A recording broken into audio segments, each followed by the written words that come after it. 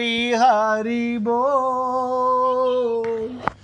हरि बोल, हरि बोल, हरि हरि बोल। केशव माधव गोविंद बोल, केशव माधव गोविंद बोल। हरि बोल, हरि बोल, हरि हरि बोल, हरि बोल, हरि बोल, हरि हरि बोल। केशव माधव गोविंद बोल, केशव माधव गोविंद बोल। हरि बोल, हरि बोल, हरि हरि बोल, हरि बोल, हरि बोल, हरि हरि बोल। केशव माधव गोविंद बोल, केशव माधव गोविंद बोल। हरि बोल, हरि बोल, हरि हरि बोल, हरि बोल, हरि बोल, हरि हरि बोल। केशव माधव गोविंद बोल, केशव माधव गोविंद बोल। सभी पुण्यात्मा बहुत एकाग्रचित होकर के सुने। भगवान इस 30वें श्लोक में शरीर और शरीरी का उपसंहार करने जा रहे हैं। क्या कहते हैं? इसका वध नहीं किया जाना चाहिए, करना चाहिए, और इसका वध हो ही नहीं सकता। आप आत्मा को नहीं मार सकते। जिससे तू डर रहा है मैं इनको नहीं मारूंगा, आत्मा को तू मार ही नहीं सकता। राजकुमार जी, मोबाइल की आवाज बंद करो भाई। क्या कह रहे हैं भगवान? तू आत्मा को नहीं मार सकता।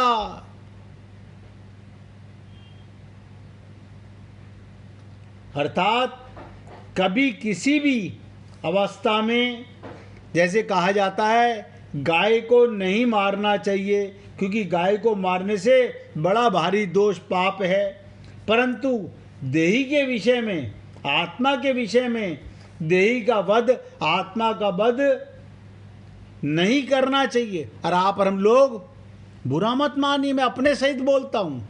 अगर मैं कोई भी कटु शब्द आपको बोलता हूँ तो आप पुण्य आत्मा कभी ये ना समझना मैं आपको केवल बोल रहा हूँ, अपने सहित बोल रहा हूँ। अगर इस शरीर में आकर आप और हम लोग आत्मज्ञान के जिज्ञासु नहीं बने, आत्मज्ञान नहीं हुआ, तो हम आत्महत्यारे ही साबित होंगे। हमारा इस शरीर में आने का कोई लाभ ही नहीं रहा, बेकार है इस शरीर में आना। आना ना आना बेकार है अगर आत्मज्ञान नहीं हुआ। भगवान कहते हैं इस देही का, इस आत्मा का नाश कभी किसी भी तरह से हो ही नहीं सकता और कोई कर भी नहीं सकता। क्या कह रहे हैं? आत्मा का नाश नहीं हो सकता, कोई विनाश नहीं कर सकता। इसलिए हे अर्जुन, तुम्हें किसी भी प्राणी के लिए दुख नहीं करना चाहिए, क्योंकि इस आत्मा का विनाश कभी हो नहीं सकता। और ध्यान से सुनो, लगे हाथ, विनाशी देह का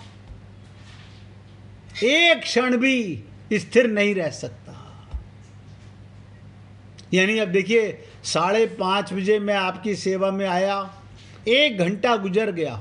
1 घंटा अनुभव करो, हम सबका शरीर मर चुका है, मृत्यु की तरफ चल रहा है। हर सांस में मृत्यु की ओर जा रहे हैं, अनुभव नहीं हो रहा है। ऐसे मत कहो हमें डराओ मत, अरे डरा नहीं रहा, रियलिटी ऑफ द लाइफ बता रहा हूं। आप आत्मा, आप थोड़ी मर रहे हो, और शरीर मरे बिना रहेगा नहीं। और हम लोग शरीर के मरने पर हाय हाय हाय हाय करते हैं। ये सबसे बड़ी अज्ञानता की निशानी है। इससे मालूम पड़ता है अभी हमारे अंदर कितना अज्ञान भरा हुआ है। तो भगवान कहते हैं कोई कर नहीं सकता, इसलिए तुम्हें किसी भी प्राणी के लिए शोक नहीं करना चाहिए, क्योंकि इस आत्मा का विनाश कभी हो ही नहीं सकता, और विनाशी देह क्षण मात्र भी स्थिर नहीं रहता। तुम नहीं मारोगे फिर भी मरेंगे। आप बताइए, किसी को आप अच्छा खिलाइए, अच्छा स्वास्थ्य रखिए, खूब सारे उसके पास धन रख दीजिए, वो मरेगा नहीं? 100% मरेगा। लेकिन हम मरने वाले को जीवित बचाना चाहते हैं, और जो सदा रहने वाला है उसका ज्ञान नहीं करना चाहते। तो भगवान यहां बताना चाहते हैं सर्वाणि भूतानि, कि कोई भी प्राणी बाकी ना रहे, अर्थात किसी भी प्राणी के लिए दुख नहीं करना चाहिए। हम बड़ा दुख करते हैं, हम अज्ञानी हैं ना, अभी हमें ज्ञान नहीं हुआ है, और गाते हैं आया है सो जाएगा राजा रंक फकीर।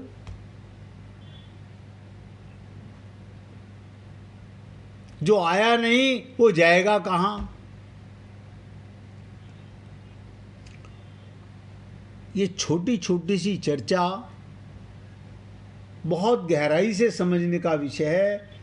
शरीर मरेगा, मर रहा है, सोते सोते मर रहा है, ऐसे मत डराओ। अरे डरा थोड़ी रहा हूं, रियलिटी बता रहा हूं।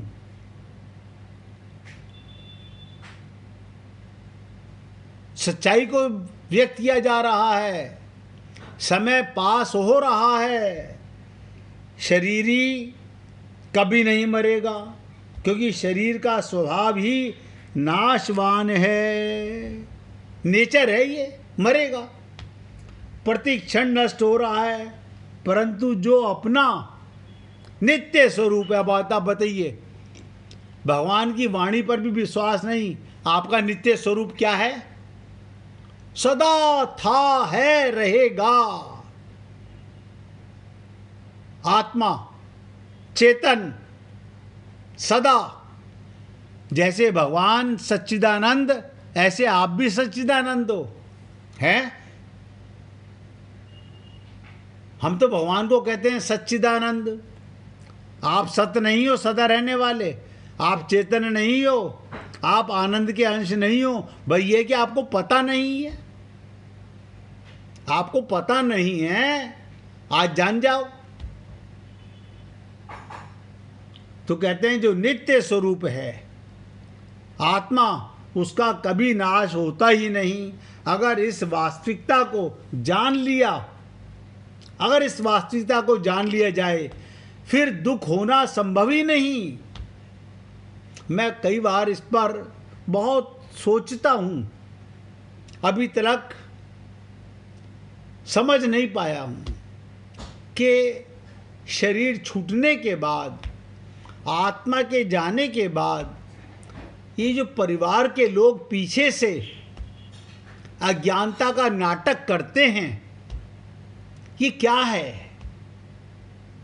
क्या है ये? हम ये कराएंगे, हम ये कराएंगे, हम ये कराएंगे।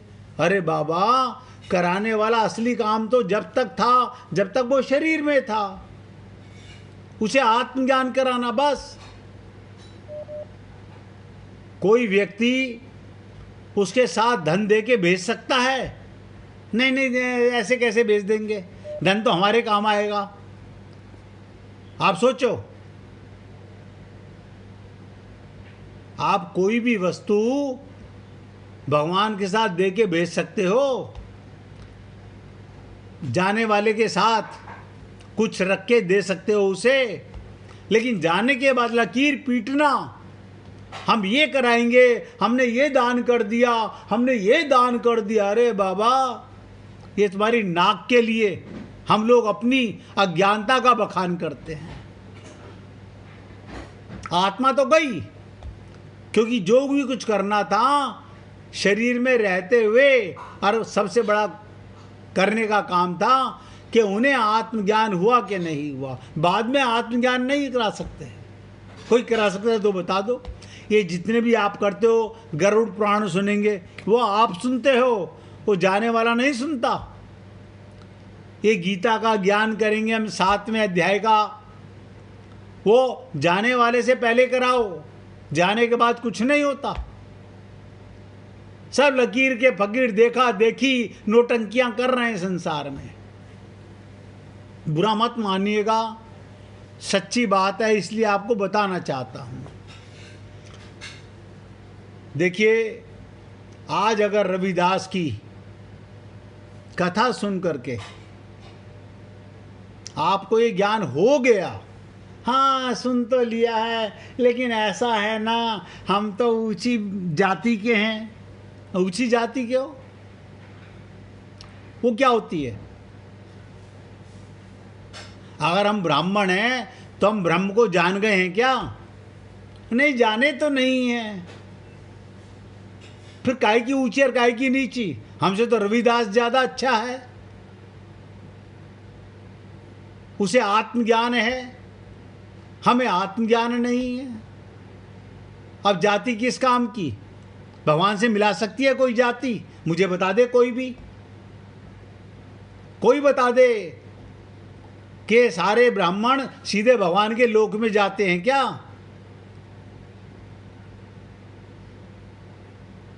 लेकिन पता नहीं कहां खोपड़ी के अंदर यह अज्ञानता भरी हुई है।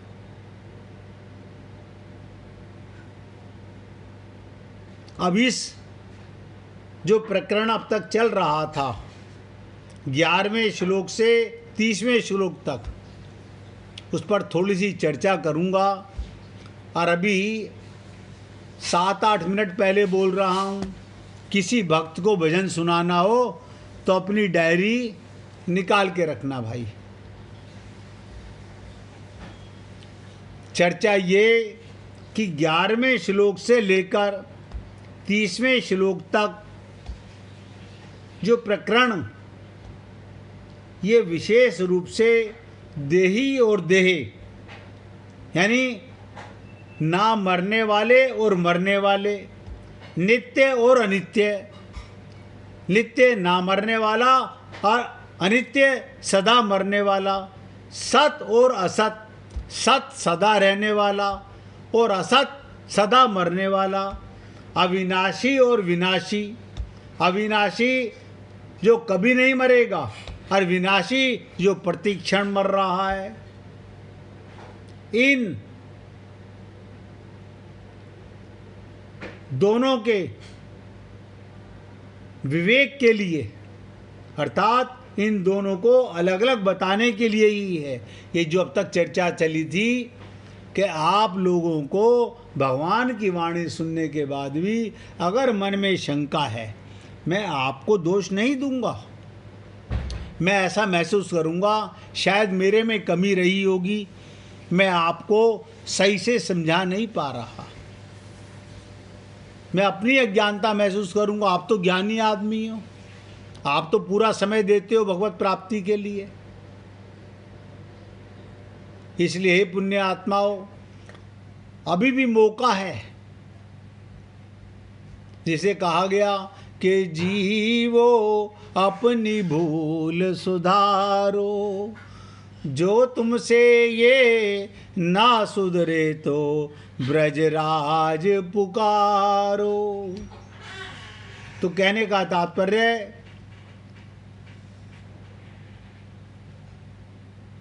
इन दोनों के विवेक के लिए अर्थात इन दोनों को अलग अलग बताने के लिए। कारण कि जब तक देही अलग है और देह अलग है, ये विवेक नहीं होगा, ये विश्वास नहीं होगा। विवेक माने पूर्ण ज्ञान। अब विवेक को पलटा नहीं जा सकता। जैसे सोने को लोहा नहीं बना सकते बुद्धि में। अब ध्यान दीजिएगा, अभी एक बेटे ने कहा कोई बात आकर के, अब दूसरे बेटे ने कहा, ध्यान से सुनो। अब पहले बेटे ने कहा, उसकी बात आपने सुनी। अब दूसरे बेटे ने आके कहा, उसकी बात सुनी। तीसरे बेटे ने आके कहा, उसकी बात सुनी। अब आपकी बुद्धि कीचड़ हो गई, कौन सही और कौन गलत, किसकी मानूं किसकी नहीं मानूं। अब अपना स्वार्थ देखोगे, कौन सा बेटा सही कह रहा है, कौन सा बेटा मेरे स्वार्थ की बात कह रहा है। क्योंकि विवेक तो हमारे पास भी है नहीं।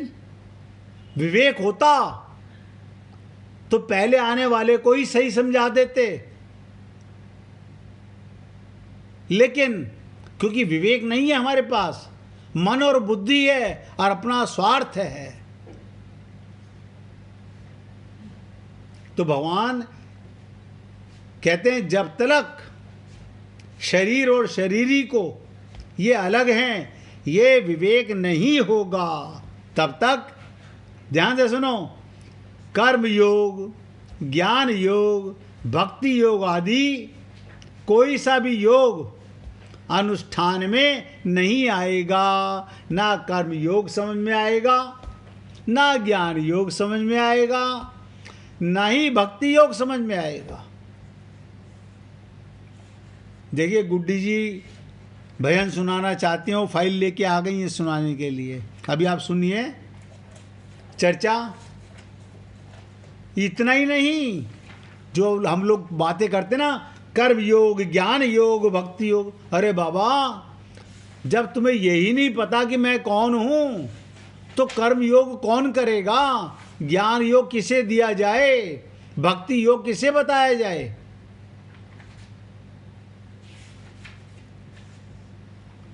तो कहते हैं जब तक ये विवेक नहीं होगा, ये विश्वास नहीं होगा भगवान की वाणी पर, तब तक ना कर्म योग, ना ज्ञान योग, ना भक्ति योग, कोई सा भी योग आप कामयाब नहीं होंगे। इतना ही नहीं, और ध्यान से सुनो, स्वर्ग आदि लोकों की प्राप्ति के लिए भी देही और देह के भेद को समझना आवश्यक है।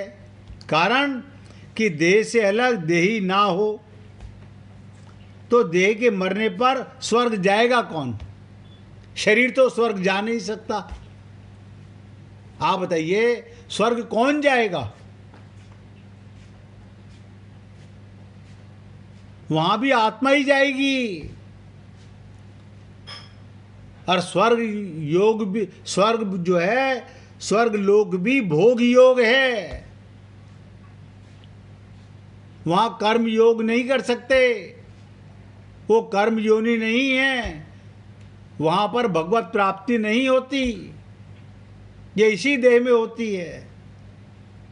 अतः जितने भी आस्तिक और दार्शनिक, आस्तिक और दार्शनिक हैं, वो चाहे अद्वैतवादी हों चाहे द्वैतवादी हों, दो तरह के लोग हैं संत महात्मा, अद्वैतवादी और द्वैतवादी। किसी भी मत के क्यों ना हों, सभी शरीरी आत्मा और शरीर के भेद को मानते हैं। मुस्लिम धर्म का व्यक्ति होगा, वो भी मानता है कि शरीर अलग है और आत्मा अलग है। ऐसा कोई धर्म ही नहीं पृथ्वी पर जो इसके बिना आगे बढ़ जाए।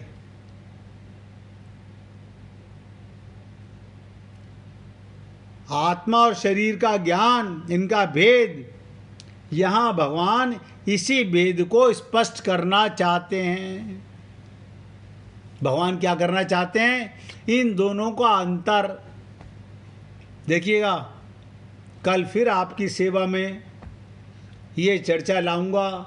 30वां श्लोक अभी तो शुरुआत हुई है, अब इस पे बहुत कुछ बोलना बाकी है।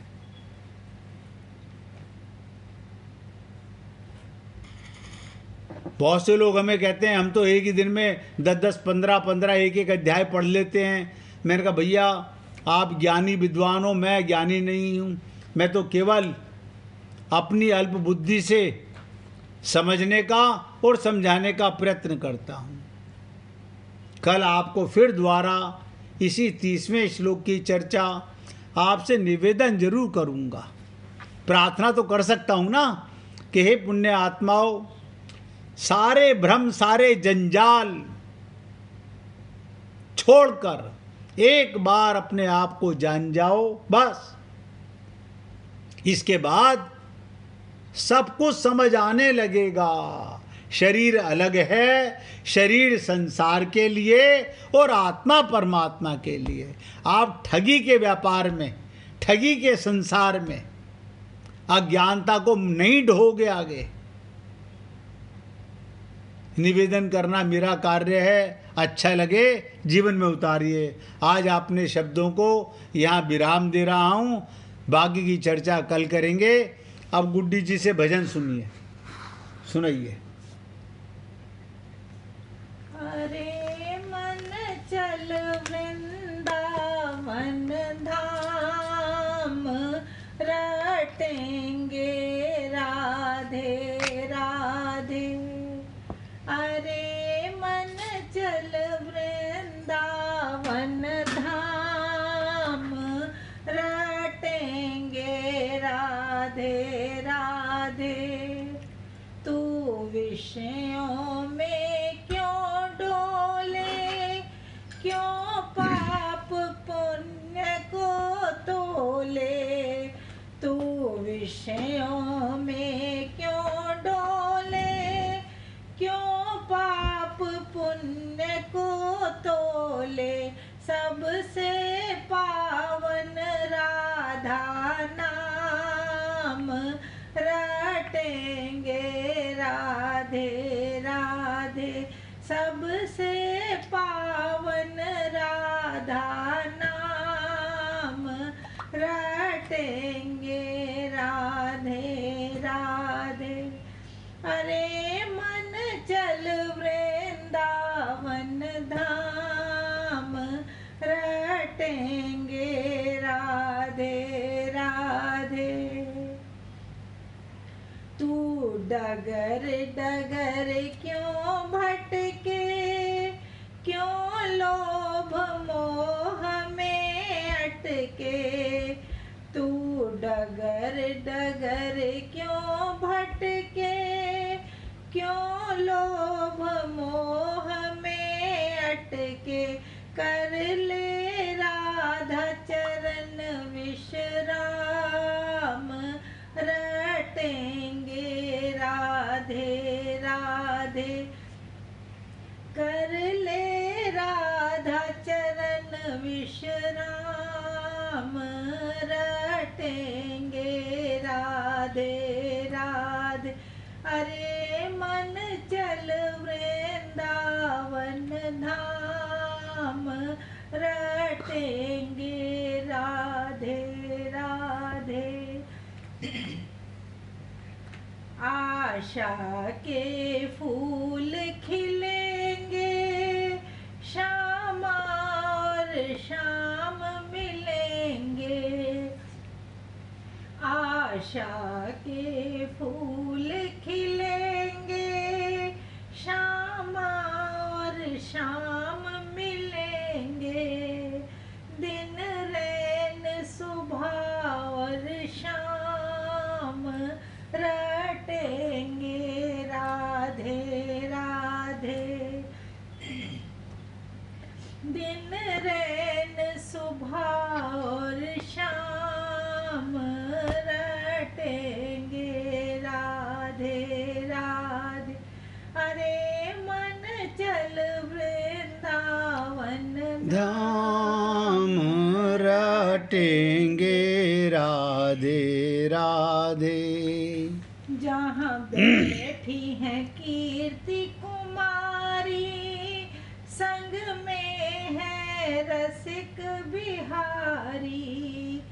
जहाँ बैठी है कीर्ति कुमारी, संग में है रसिक बिहारी।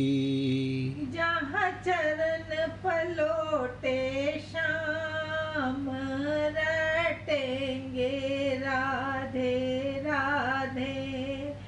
जहाँ चरण पलोटे श्याम, रटेंगे राधे राधे। मन चल वृंदावन धाम, रटेंगे राधे राधे।